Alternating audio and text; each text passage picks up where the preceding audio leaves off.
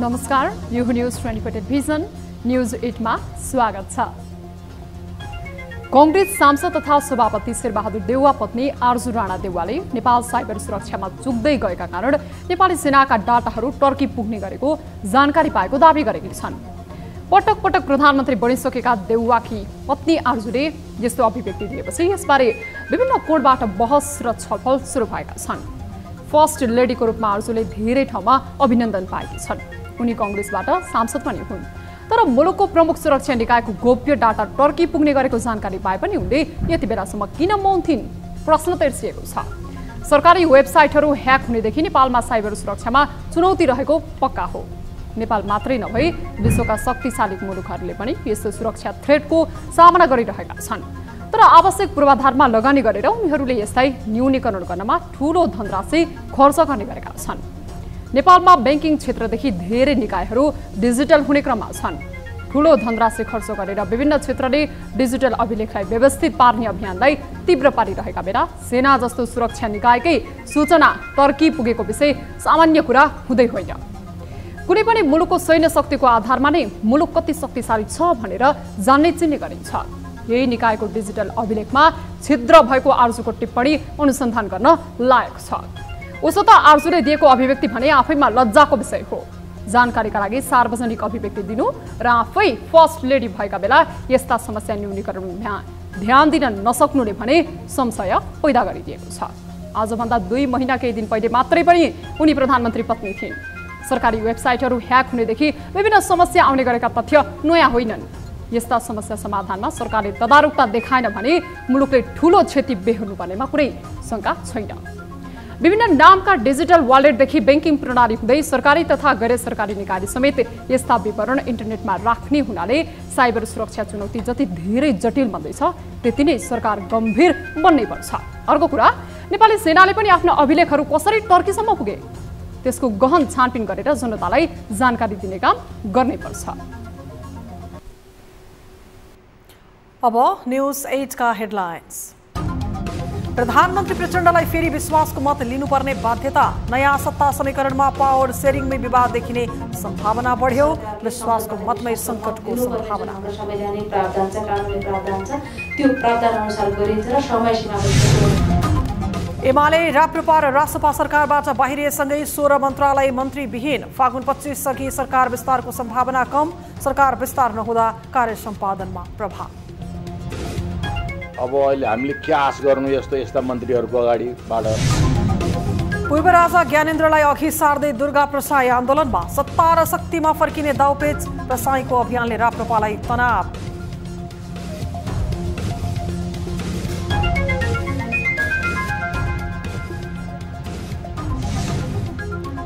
Formula दुधको प्रयोग हटाउन भन्दै ह्युमन मिल्क बैंक स्थापना, बैंकमा दैनिक 2 लिटर आमाको दुध सङ्कलन।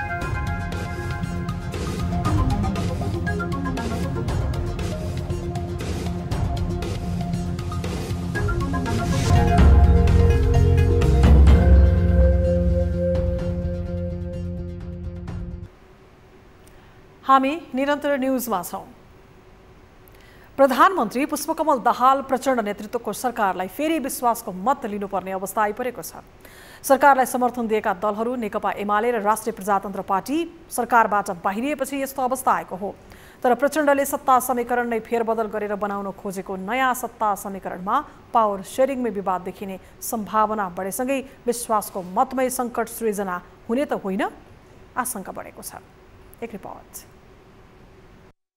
राप्रपा र एमाले सरकारलाई दिएको समर्थन फिर्ता लिएपछि प्रधानमन्त्री प्रचण्डले विश्वासको मतका निम्ति तयारी तीव्र पारेका छन्। तर राष्ट्रपति निर्वाचन अघि उनले विश्वासको मत लिने वातावरण तयार हुने देखिएको छैन।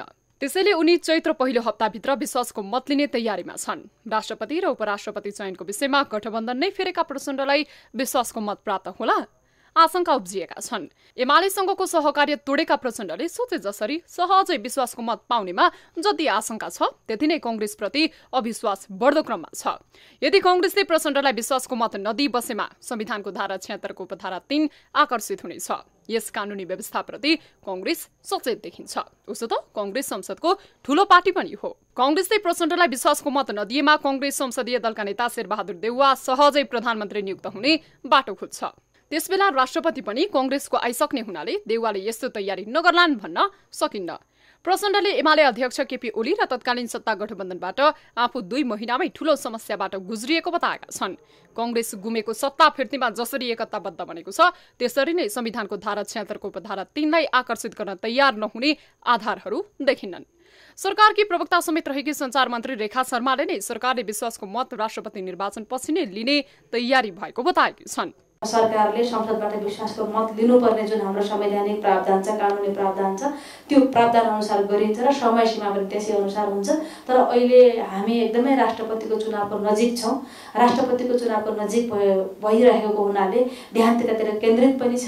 त्यसकारणले गर्दा राष्ट्रपतिको चुनाव पछाडि पनि हुन सक्छ, यो राष्ट्रपतिको चुनाव अगाडि हुन्छ भन्ने कुराको कुनै मिति किरान भएको छैन। सत्ताबाट एकाएक ब्याक गराएपछि कांग्रेसमा सभापति देउवा सबैको घेराबन्दीमै परेका थिए। उनलाई पार्टी केन्द्रीय समिति बैठक बोलाएर चुनावी समीक्षा लगायतका कामहरू गर्न दबाब नै दियो। तर देउवाले सोझबुझपूर्ण ढंगले बैठकलाई धकेल्दै अन्ततः सत्ता प्राप्त गर्ने बाटोमा लागेका छन्।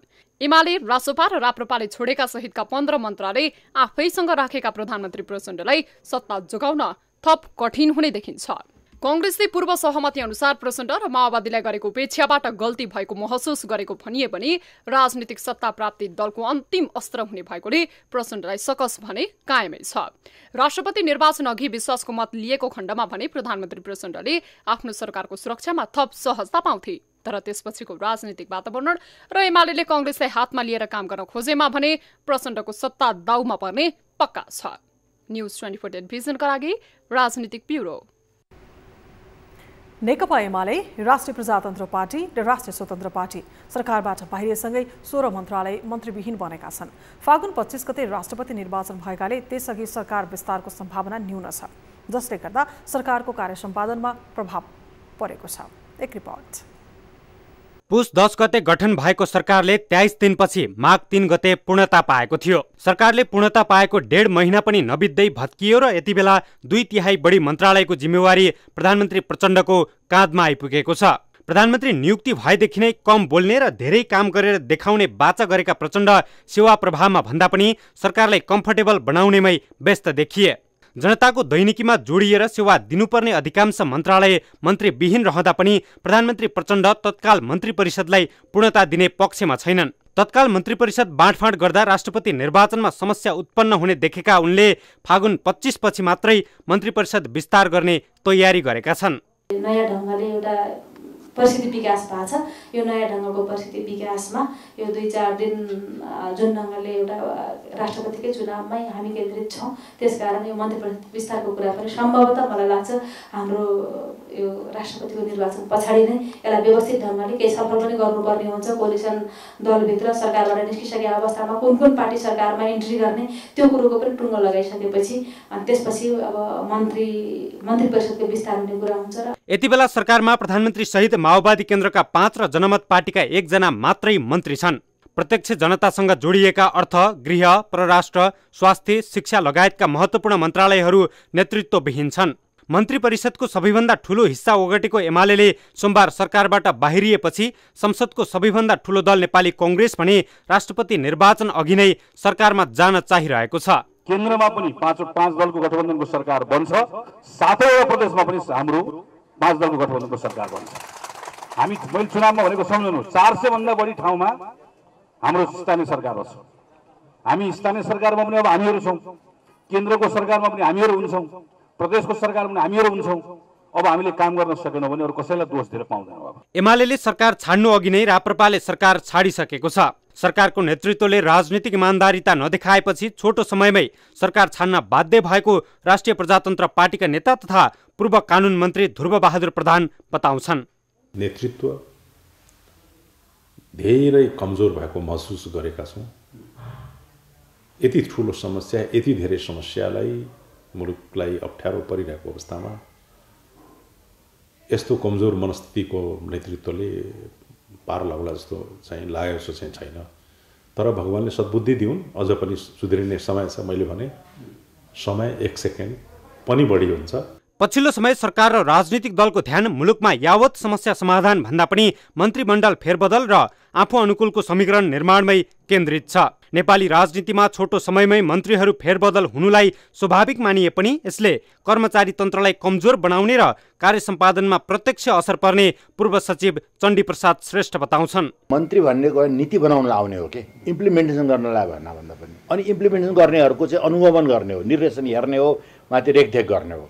तर यहाँ त मन्त्री आफै चाहिँ खरदारको काम गरिरहन्छ र पो मात्र गाह्रो भएको। तपाईँहरू पनि त्यही आश गर्नुहुन्छ। यदि तपाईँहरूले राम्रो नीति बनाइदिनुहुन्छ, सचिवलाई पुरा दिनुहुन्छ भने खास फरक पर्दैन। तर यो चाहिँ अब अहिले हामीले के आश गर्नु यस्ता मन्त्रीहरूको अगाडिबाट, अब यस्ता नेताहरूबाट के आश गर्नु? सरकारले आफ्नो यो महत्त्वपूर्ण 2.5 महिनाको समय संसदलाई बिजनेस दिने र प्रभावकारी रूपमा जनताको समस्या समाधान गर्नेतर्फ केन्द्रित गर्नुपर्ने थियो। तर प्रधानमन्त्री प्रचण्डको ध्यान राजनीतिक भागबण्डामै केन्द्रित देखियो। यो समयमा जनताले प्रत्यक्ष अनुभूति गर्ने गरी सरकारले कुनै पनि काम गर्न सकेको छैन, जसले आम जनतामा राजनीति र सरकार प्रतिको दृष्टिकोण नै नकारात्मक बन्दै गएको छ। न्युज 24 टेलिभिजनका लागि क्यामेरामा प्रभात थापाका साथमा टिभी जर्नलिस्ट शीतल रिजाल, काठमाडौँ। गत पुस 10 गते माओवादी अध्यक्ष पुष्पकमल दाहाल प्रचण्डले बालकोटबाट एमालेको समर्थनमा प्रधानमन्त्री बन्दै गर्दा नयाँ राजनीतिक दलहरू राष्ट्रिय स्वतन्त्र पार्टी, जनमत पार्टी र नागरिक उन्मुक्ति पार्टीले पनि हतार समर्थन जनाए। फागुन 12 गते पुनः प्रधानमन्त्री प्रचण्डले राष्ट्रपति चयनका लागि नयाँ समीकरण बनाउँदै गर्दा जनमत पार्टी र नागरिक उन्मुक्ति साथमै उभिएर हस्ताक्षर गरे।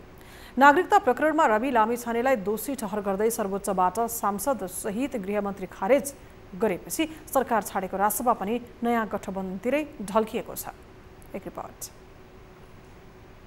गएको मङ्सिर 4 को निर्वाचन अघि पाका नेताहरूलाई हराउने अभियान सामाजिक सञ्जालमा निकै चलेको थियो। पुस्तान्तरणको ओकालत गर्दै युवाहरूले नो नट अगेन भन्ने अभियान चलाएका थिए। त्यही बीचमा केही नयाँ दलहरू पनि उदाए। युवाहरूप्रति आशा गरेर अधिकांश ठूला दलका युवा नेतादेखि केही नयाँ दलहरूले अप्रत्याशित मत प्राप्त गरे। काठमाडौँ, चितवन लगायतका ठूला सहरहरूमा स्वतन्त्र पार्टी, मधेसमा जनमत पार्टी र बर्दिया लगायतका थारू बाहुल्य क्षेत्रमा नागरिक उन्मुक्ति पार्टीले राम्रो मत पायो। आफ्नो विशेष उपस्थिति सहित संसद प्रवेश गरेका ती पार्टीहरूले सुरुवाती चरणबाटै नागरिकको विश्वास योग्य बन्न सकेका छैनन्। चुनाव अघिको गठबन्धनलाई तोड्दै पुस 10 गते माओवादी अध्यक्ष प्रचण्डले बालकोटमा जोडेको नयाँ गठबन्धनमा भर्खरै उदाएका ती दलहरू साक्षी किनारा बन्न पुगे। फलानो मन्त्रालय पाए मात्रै प्रत्यक्ष डेलिभरी दिन सक्ने भन्दै उनीहरू त्यस्ता मन्त्रालयको खोजी गरेका थिए जहाँबाट प्रत्यक्ष लाभ लिन सकिन्छ।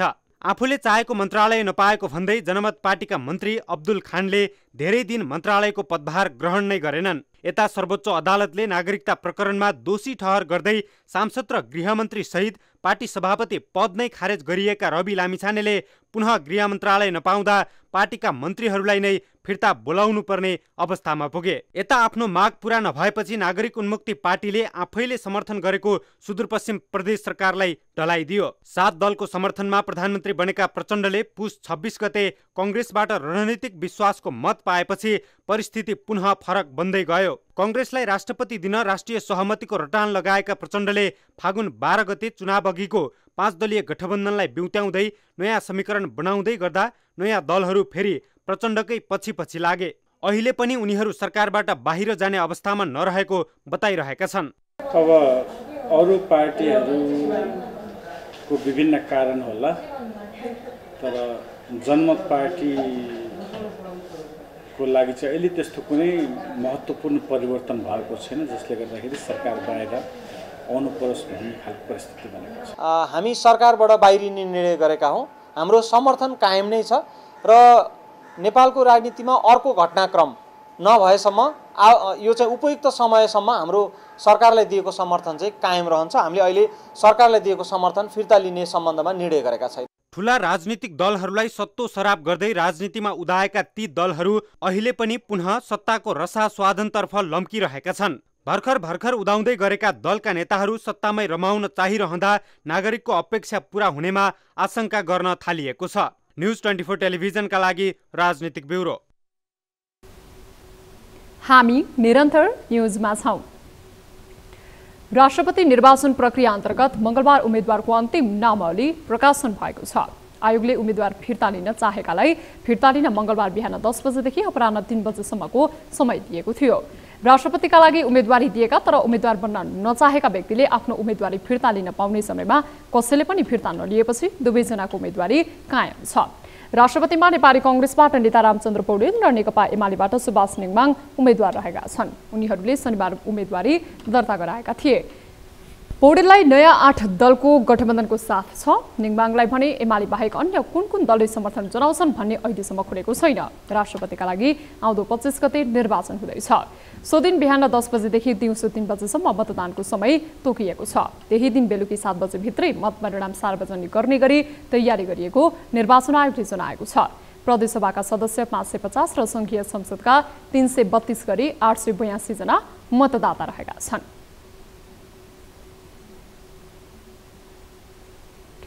राष्ट्रपति र उपराष्ट्रपतिको उम्मेदवारले बढीमा 4 लाखसम्म खर्च गर्न पाउने भएका छन्। निर्वाचन आयोगले राष्ट्रपति तथा उपराष्ट्रपतिको निर्वाचन निर्देशिका 2074 दोस्रो संशोधन मार्फत निर्वाचनको खर्च सीमा निर्धारण गरेको हो। निर्देशिकाको दफा 137 मा निर्वाचन प्रचार गर्नका लागि उम्मेदवारले तोकिएको हदभन्दा बढी नहुने गरी खर्च गर्नुपर्ने उल्लेख गरिएको छ। निर्देशिका अनुसार सवारी इन्धन, प्रचार सामग्री, अन्य प्रचार छापा एवं विद्युतीय माध्यममा 20-20 हजार खर्च गर्न पाइनेछ। त्यस्तै ढुवानीमा 15,000 र मतदाता नामावली खरिदमा 1,000 खर्च गर्न पाइने सीमा तोकिएको छ। आयोगले राष्ट्रपति र उपराष्ट्रपति निर्वाचनको आचार संहिता पनि आजदेखि लागू गर्दैछ। आज साँझ 5 बजे राष्ट्रपति उम्मेदवारको अन्तिम नामावली प्रकाशन भएपछि फागुन 17 गतेदेखि चैत 5 गतेसम्म आचार संहिता लागू हुने बताइएको छ। फागुन 25 मा राष्ट्रपति र 3 चैतमा उपराष्ट्रपतिको निर्वाचन हुँदैछ।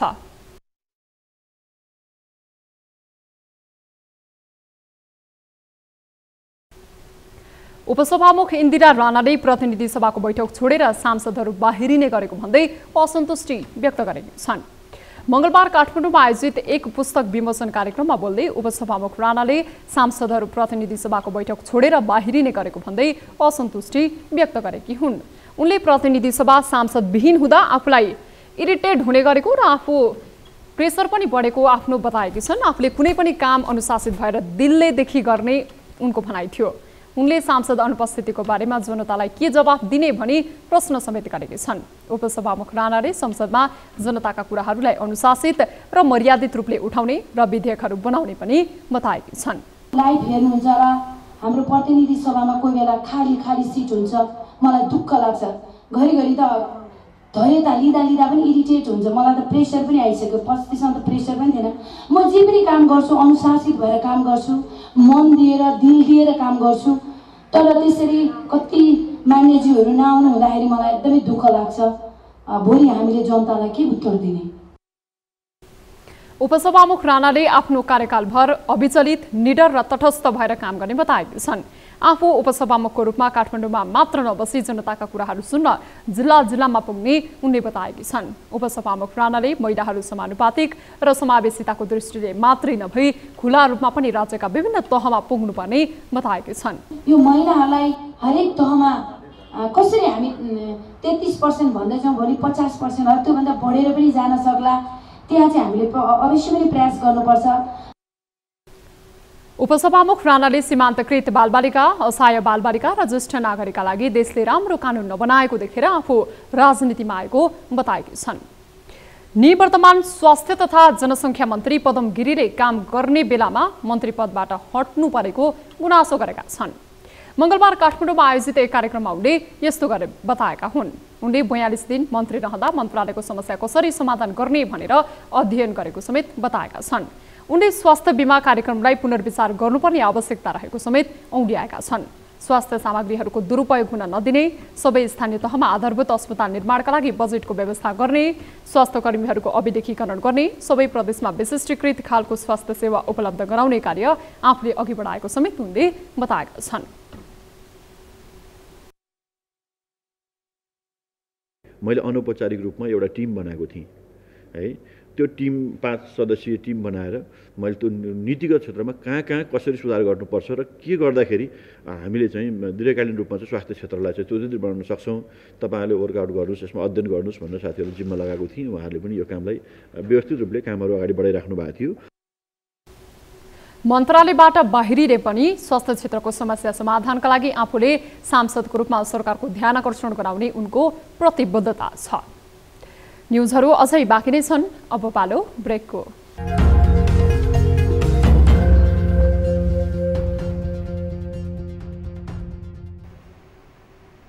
हामी निरन्तर न्युजमा छौँ। नेपाली कांग्रेसकी नेत्री आरजु राणा देउवाले नेपाली सेनाको डिजिटल अभिलेखमा छिद्र रहेको बताएकी छन्। मंगलबार ललितपुरमा नेपाल विद्यार्थी संघले आयोजना गरेको नेपाल ह्याकाथन कार्यक्रमलाई सम्बोधन गर्दै नेत्री राणाले यस्तो बताएकी हुन्। उनले नेपाली सेनाको डेटाहरू टर्की पुग्ने गरेको जानकारी आफूले पाएको समेत बताएकी थिइन्। नेपालमा डिजिटल प्रणालीको सुरुवात भए पनि त्यसको प्रयोग गर्न नेपालीहरू पूर्ण सक्षम नरहेको समेत उनको भनाइ थियो। उनले साइबर सुरक्षामा नेपालले आफ्नै प्रविधिको विकास गर्न जरुरी रहेको समेत बताइन्। केही दिन अघि मात्रै पनि सरकारी वेबसाइट ह्याक भएको उल्लेख गर्दै उनले सरकारले गरेको काममा आईटी क्षेत्रका विद्यार्थीहरूले थप अध्ययन गर्न आवश्यक रहेको औल्याइन्।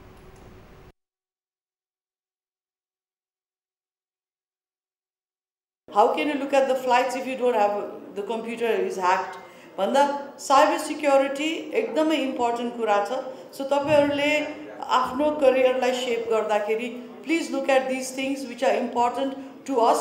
अब कति कन्ट्रीजहरुले गरिसक्यो but they are not going to share those things with us easily. हामीले आफ्नै सोलुसन निकाल्नु पर्छ होला। उनले नेपालले साइबर सुरक्षाका लागि आफ्नै किसिमको अध्ययन र अनुसन्धान गरी आफ्नै प्रविधि विकास गर्न जरुरी रहेको समेत बताइन्। नेपाली कांग्रेसका उपसभापति पूर्णबहादुर खड्काले आफू सरकारमा नजाने बताएका छन्। कांग्रेसबाट सरकारमा जाने दाबी गरेको भन्ने चर्चा भएको बताउँदै उपसभापति खड्काले आफ्नो कुनै पनि कुरामा दाबी नभएको बताएका हुन्। गत पुस 10 गते भत्किएको गठबन्धनलाई पुनर्स्थापित गर्ने संकल्प पूरा गरिएको भन्दै उनले अब कुनै कुरामा आफ्नो दाबी नभएको बताएका छन्। सामाजिक सञ्जाल ट्विटर मार्फत खड्काले सरकारमा आफ्नो दाबी नरहेको प्रस्ट्याएका हुन्। खड्काले आफू पहिले नै मन्त्री भइसकेकाले अब फेरि मन्त्री नहुने बरु पार्टीका काम कारबाहीमा ध्यान दिने बताएका छन्। नयाँ गठबन्धन बनेसँगै नेपाली कांग्रेसबाट सरकारको नेतृत्व खड्काले गर्न चाहेको चर्चा चलेको थियो। उनले सोही विषयमा स्पष्टीकरण दिएका हुन्। मध्य प्रदेशका मुख्यमन्त्री सरोज कुमार यादवले सत्ता समीकरण जस्तो बने पनि आफूले पुरै कार्यकाल काम गर्ने बताएका छन्। मंगलबार बाराको निजगढको लालबकैया र शक्तिखोला मुहानको निरीक्षण गर्ने क्रममा उनले सो कुरा बताएका हुन्। मध्य प्रदेशमा 5 वर्ष आफ्नै नेतृत्वमा सरकार रहने उनको भनाइ छ। केन्द्रको सत्ता समीकरण जस्तो बने पनि मधेसमा दलहरूले आफूलाई नै समर्थन गर्ने उनको जिकिर छ।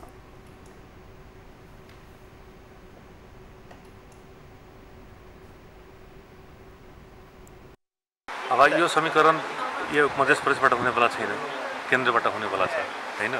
तर मलाई पुरा विश्वास छ कि जहाँ जता पनि सत्ता समीकरण गए पनि म 5 वर्ष मुख्यमन्त्री यहाँ बनेर बस्छु अनि काम पनि गर्छु। सोही क्रममा मुख्यमन्त्री यादवले निजगढ 4 को बकैया र निजगढ 13 को शक्तिखोलामा सञ्चालित सिँचाइ आयोजनालाई थप विस्तार गर्ने बताए। निरीक्षणका क्रममा मुख्यमन्त्री यादवले नेपालमा जलस्रोतको दृष्टिले विश्वकै दोस्रो धनी देश भए पनि यसको सही प्रयोग गर्न नसक्दा अपेक्षित विकास हुन नसकेको उनको भनाइ छ। निजगढमा सिँचाइ सुविधा विस्तारका लागि प्रदेश सरकारले सहयोग गर्ने मुख्यमन्त्री यादवले बताए। उनले किसानलाई मलको अभाव हुन नदिन प्रदेश सरकार आफैले साल ट्रेडिङ कर्पोरेसनसँग मल खरिद गर्ने तयारी गरेको समेत जानकारी दिए। जनता समाजवादी पार्टी जसपा नेपालद्वारा गठित छानबिन समितिले आफ्नो प्रतिवेदन बुझाउने तयारी गरेको छ। प्रतिनिधि सभा तथा प्रदेश सभा सदस्य निर्वाचनमा अन्तर्घातको आरोप लागेकाहरूमाथि छानबिन गरी तयार पारिएको प्रतिवेदन पार्टीलाई बुझाउन लागि हो। गत पुसमा सम्पन्न राजनीतिक समितिको बैठकले कार्यकारिणी समिति सदस्य शिवलाल थापा नेतृत्वको छानबिन समितिलाई निर्वाचनमा अन्तर्घातको आरोप लागेका केन्द्रीय तहका नेताहरूमाथि छानबिन गर्न माग मसान्तसम्मको समयसीमा दिएको थियो। तर समितिको आग्रह अनुसार समितिको समयसीमा फागुन 15 गतेसम्मका लागि थप गरिएको थियो।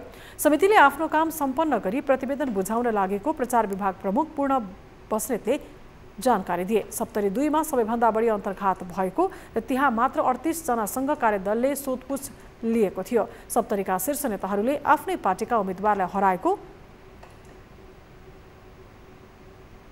उनीहरूसँग लिएको सोधपुछ प्रतिवेदनमा उल्लेख रहेको जनाइएको छ।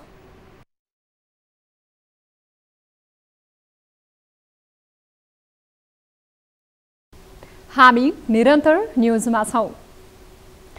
झापाको भद्रपुर भन्सार कार्यालयले अधिग्रहण गरेको जमिनको मुआब्जा तथा क्षतिपूर्ति नदिएको भन्दै स्थानीय आन्दोलित बनेका छन्। भद्रपुर भन्सार स्तर उन्नति 2077 साउन 27 गतेदेखि जमिन रोक्का राखे पनि मुआब्जा निर्धारणमा ढिलाइ हुनुका साथै मुआब्जा र क्षतिपूर्ति बापतको मुआब्जा बापत 60 करोड रुपैयाँ भन्सार कार्यालयले नदिएपछि आन्दोलित बनेका हुन्। एक रिपोर्ट।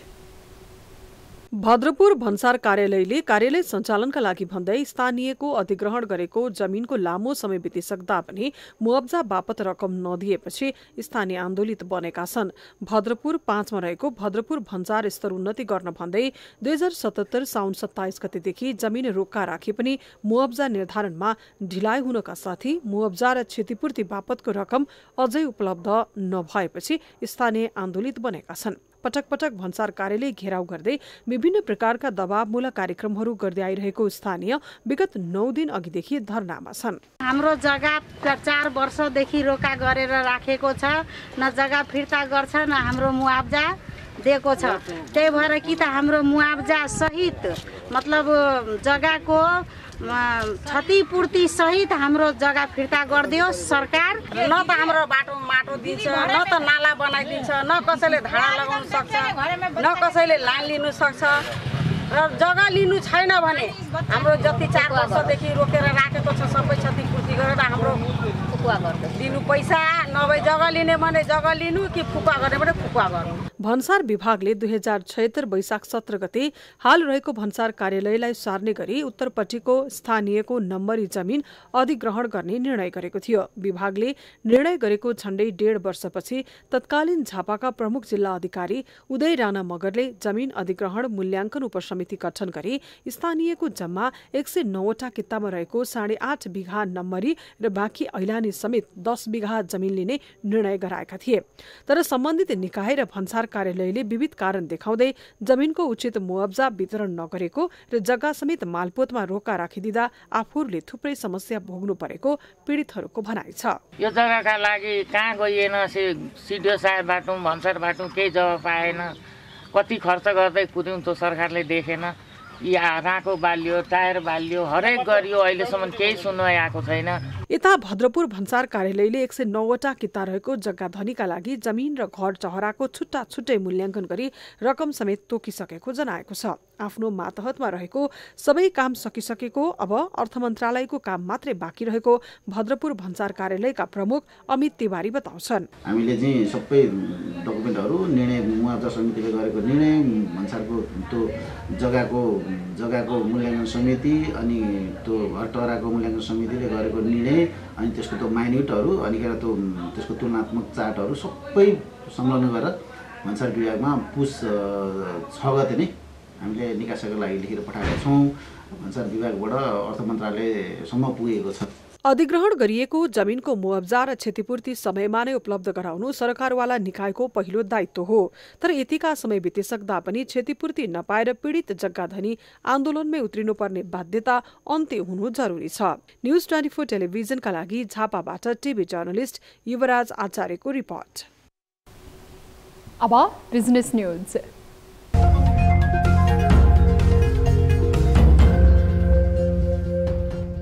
लक्ष्मी बैंक र सनराइज बैंकले आउँदो जेठभित्र एकीकृत कारोबार गर्ने प्रक्रिया अगाडि बढाएको छ। नेपाल राष्ट्र बैंकले लक्ष्मी र सनराइज बैंकको मर्जरलाई 2 साता अघि सैद्धान्तिक सहमति प्रदान गरेको थियो।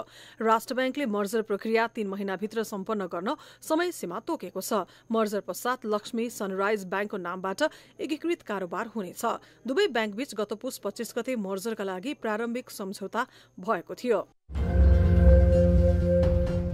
कुमारी बैंक लिमिटेड र सिप्रदी ट्रेडिङ बीच टाटा मोटर्सको विद्युतीय सवारी साधन खरिद गर्नका लागि कर्जा प्रदान गर्ने सम्झौता भएको छ। पछिल्लो समय विद्युतीय सवारी साधनको माग बढ्दै गरेको अवस्थामा ग्राहकहरूको माग अनुरूप कुमारी बैंक लिमिटेडले आफ्ना शाखाहरूबाट सहज रूपमा विद्युतीय सवारी साधन कर्जा उपलब्ध गराउने भएको हो। कुमारी बैंकका ग्राहकहरूले टाटा मोटर्सको विद्युतीय सवारी साधन खरिद गर्दा बैंकबाट बीजक मूल्यको 80% सम्म कर्जा प्राप्त गर्न सक्ने बैंकले जनाएको छ। कर्जाको अवधि 8 वर्षसम्म रहनेछ।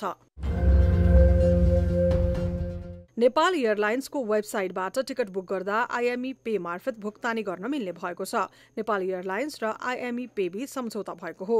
नेपाल एयरलाइन्सको वेबसाइटमा गएर आवश्यकता अनुसारको गन्तव्य र मिति छनौट गर्न सकिन्छ। आइएमई पे छनौट गरी सजिलै भुक्तानी गर्न सकिने आइएमई पेले जनाएको छ।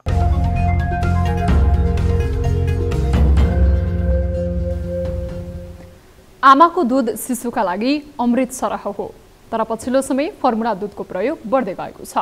फर्मुला दूधको प्रयोग हटाउन सरकारले गत भदौदेखि काठमाडौँको थापाथली स्थित परोपकार प्रसुति तथा स्त्रीरोग अस्पतालमा ह्युमन मिल्क बैंक स्थापना गरेको छ, जहाँ अहिले दैनिक 2 लिटर आमाको दूध सङ्कलन तथा सुरक्षित तरिकाबाट भण्डारण हुने गरेको छ। एक रिपोर्ट। यो दृश्य हो काठमाडौँको थापाथली स्थित परोपकार प्रसुति तथा स्त्रीरोग अस्पतालको ह्युमन मिल्क बैंकको, जहाँ प्रसुति गराएका आमाहरूबाट खेर जाने दूधलाई संकलन गरी भण्डारण गरिन्छ। मानव दूध बैंकमा दूध दान गर्न इच्छुक आमाहरूको 3 प्रमुख परीक्षण समेत गर्ने गरिन्छ, जसमा HIV, venereal disease research laboratory VDRL र hepatitis B surface antigen HBsG परीक्षण अनिवार्य गरिएको छ। परीक्षणपछि सुरक्षित तरिकाबाट आमाको दूधमा रहेको पौष्टिक तत्त्व नष्ट नहुने गरी संकलन तथा भण्डारण गरिन्छ।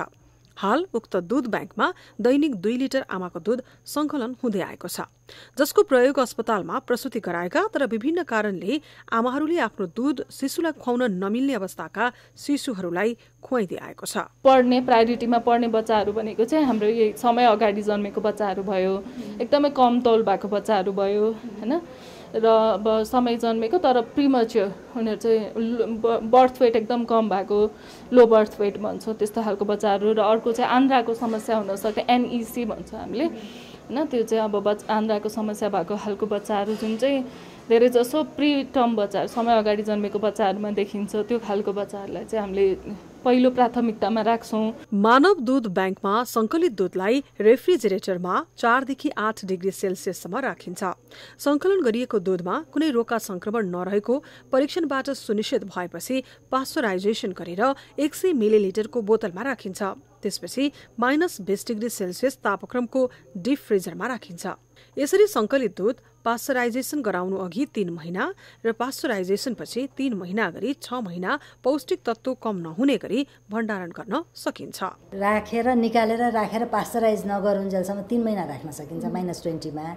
त्यसको केही पनि पौष्टिक तत्त्व इम्युनोलोजिकल प्रपर्टिजहरू नकम गरिकन चाहिँ 3 महिना राख्न सकिन्छ। 3 महिनासम्ममा हामीले पास्चराइज गर्छौँ हैन।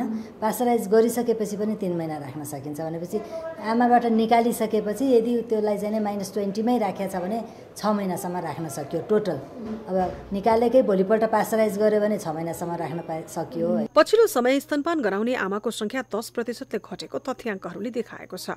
स्तनपानको सट्टामा फर्मुला दूधको प्रयोग बढ्दै गएकाले यसलाई हटाउन मानव दूध बैंकले सहयोग पुग्ने अपेक्षा गरिएको छ।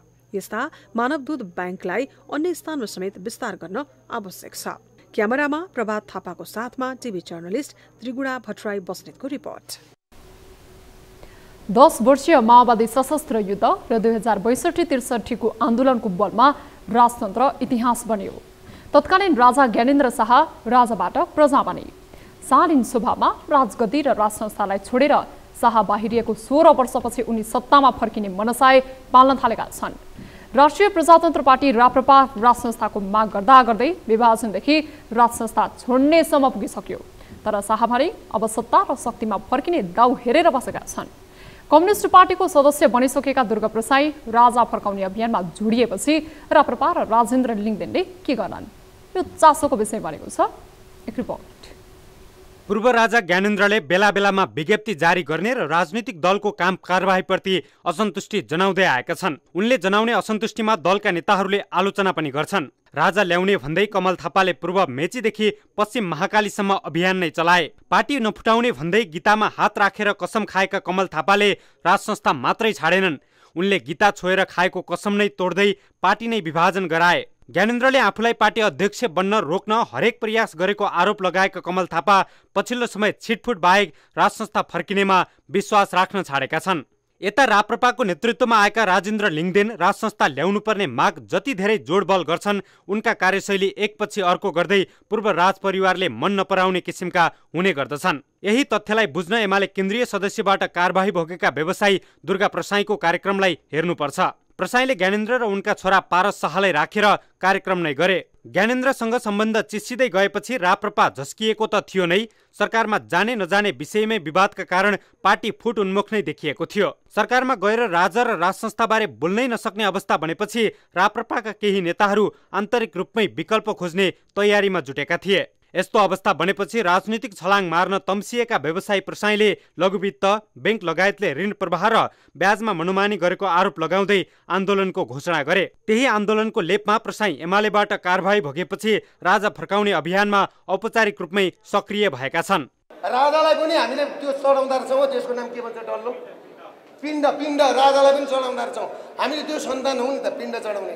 अब उनीहरू बाउको क्रिया गर्दैनन्, बाउको क्रिया नगर्ने, आमाको क्रिया नगर्ने, छोराछोरीको क्रिया नगर्ने, सबै पास्टर भएछन्। यहाँ सबै पास्टर धर्म बेचेर खाए। व्यवस्था बदल्ने लडाईँमा सरिक भएको बताउने प्रसाईको गतिविधिकै कारण तत्कालीन सत्ता गठबन्धनमा समस्या सिर्जना भएको थियो। प्रसाई तिनै व्यवसायी हुन् जसले तत्कालीन समयमा प्रचण्ड र केपी ओलीलाई मार्सी चामल खुवाएपछि यसको चौतर्फी आलोचना भएको थियो। त्यसैले नै उनलाई मार्सी भनेर समेत सम्बोधन गर्ने गरिएको थियो। पछिल्लो दिनहरूमा राजनीति पूर्व राजाको विषयलाई लिएर तरङ्गित भइरहेका बेला ज्ञानेन्द्र पारिवारिक भ्रमणका लागि भन्दै भारततर्फ लागेका छन्। उनको भारत भ्रमणमा कोसँग भेट हुने, कहाँ कहाँ उनको कार्यक्रम तय गरिएको छ यसबारे केही खुल्न सकेको छैन। तर पछिल्लो समय विदेशी शक्तिले राष्ट्रपति चयनदेखि सत्ता गठबन्धन भत्काउन गरेको प्रयास र ज्ञानेन्द्रको भारत भ्रमणको कसी खोज्न भने थालिएको छ। यी सबै गतिविधिहरू राष्ट्रिय प्रजातन्त्र पार्टीसँग समेत सम्बन्ध राख्दछन्। यसरी पूर्व राजासँग व्यवसायी दुर्गा प्रसाई नजिकिएसँगै पूर्व राजाले प्रसाईलाई च्याप्छन् या राजाको विरासत फर्काउने मुद्दामा निरन्तर लागेका राप्रपा अध्यक्ष राजेन्द्र लिङदेनलाई, यो भने हेर्न बाँकी नै छ। न्युज 24 टेलिभिजनका लागि राजनीतिक ब्युरो। न्युजहरू अझै बाँकी नै छन्, अब पालो ब्रेकको।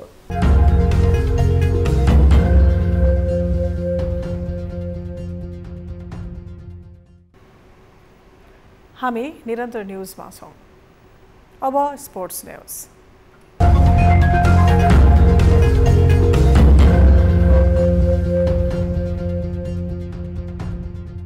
प्रधानमन्त्री पुष्पकमल दाहाल प्रचण्डले आगामी आर्थिक वर्षको बजेटमा खेलकुद क्षेत्रमा बजेट बढाउने घोषणा गरेका छन्। मंगलबार ललितपुरको च्यासद रंगशाला उद्घाटन गर्दै प्रधानमन्त्री प्रचण्डले यस्तो घोषणा गरेका हुन्। उनले खेलकुद क्षेत्रले समाजलाई अनुशासित बनाउने उल्लेख गर्दै मर्यादा र संस्कृति स्थापित गर्नका लागि पनि खेल क्षेत्र निकै महत्वपूर्ण रहेको बताएका छन्। उनले खेलकुदले राजनीतिक, कूटनीतिक र भाइचारा सम्बन्धको विकास हुने समेत बताएका छन्। प्रचण्डले सरकारको तर्फबाट देशका सबै प्रदेशहरूमा, सबै पालिकाहरूमा पनि खेल पूर्वाधार निर्माण गर्न नीति, योजना र कार्यक्रम बनाएको समेत बताएका छन्। राजनीति बाहेक खेललाई र कलाकारितालाई मैले अलि बढी नै रुचि पनि राख्ने, महत्त्व पनि दिने क्षेत्र हुन् र मैले पहिलो कार्यकालमा कला क्षेत्रमा पनि केही विशिष्ट कामको सुरुवात होस्। च्यासल रंगशाला 10,000 दर्शक क्षमताको रहेको छ।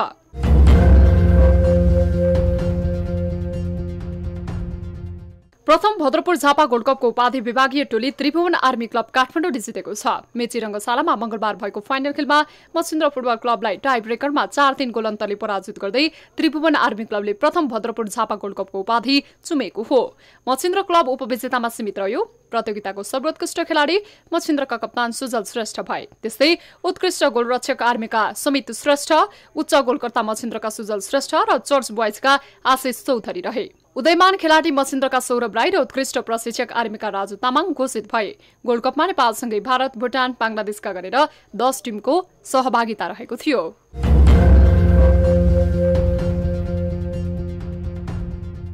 फागुन 23 गते आयोजना हुने 19औं संस्करणको एनएसजेएफ पल्सर स्पोर्ट्स अवार्ड 2078 का लागि विभिन्न 4 विधाको मनोनयन सार्वजनिक भएको छ।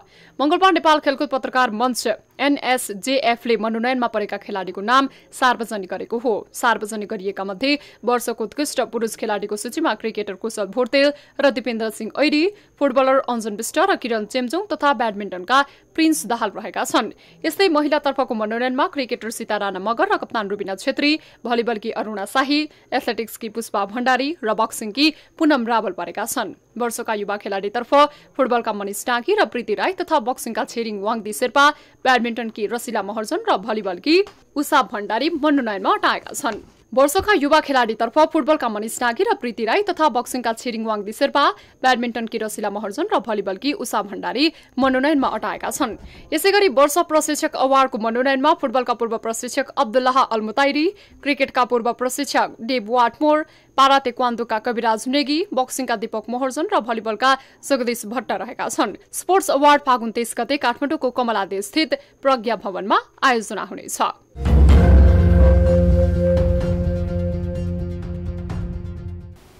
हामी निरन्तर न्युजमा छौं। अब वेदर अपडेट।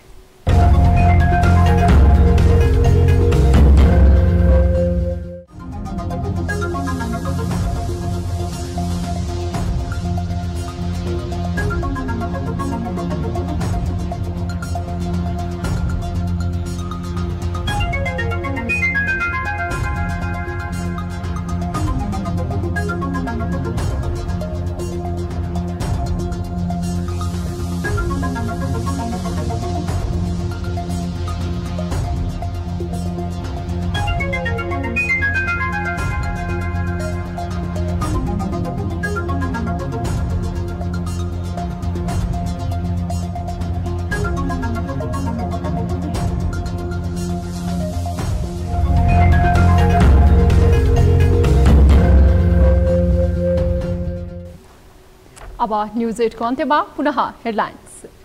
प्रधानमन्त्री प्रचण्डलाई फेरि विश्वासको मत लिनुपर्ने बाध्यता, नयाँ सत्ता समीकरणमा पावर शेयरिङमै विवाद देखिने सम्भावना बढ्यो, विश्वासको मतमै संकटको सम्भावना। संवैधानिक प्रावधान छ, कानुनी प्रावधान छ, त्यो प्रावधान अनुसार गरिन्छ र समय सीमा एमाले राप्रपा र रासोपा सरकारबाट बाहिरिएसँगै 16 मन्त्रालय मन्त्रीविहीन, फागुन 25 अघि सरकार विस्तारको सम्भावना कम, सरकार विस्तार नहुँदा कार्य सम्पादनमा प्रभाव।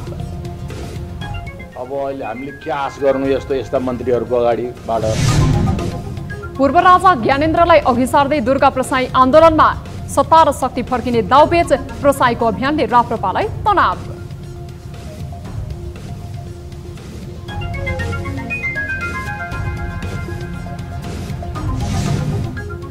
फर्मुला दुधको प्रयोग हटाउन भन्दै ह्युमन मिल्क बैंक स्थापना, बैंकमा दैनिक 2 लिटर आमाको दुध सङ्कलन।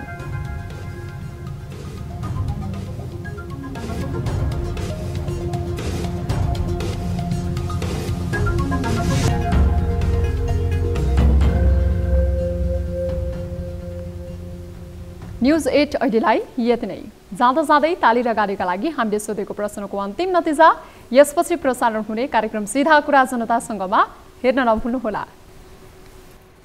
थप न्युजका लागि हाम्रो वेबसाइट www.news24nepal.com हेर्नुहोला। साथै हामीलाई फेसबुक, ट्विटर र युट्युबमा पनि फलो गर्न सक्नुहुनेछ।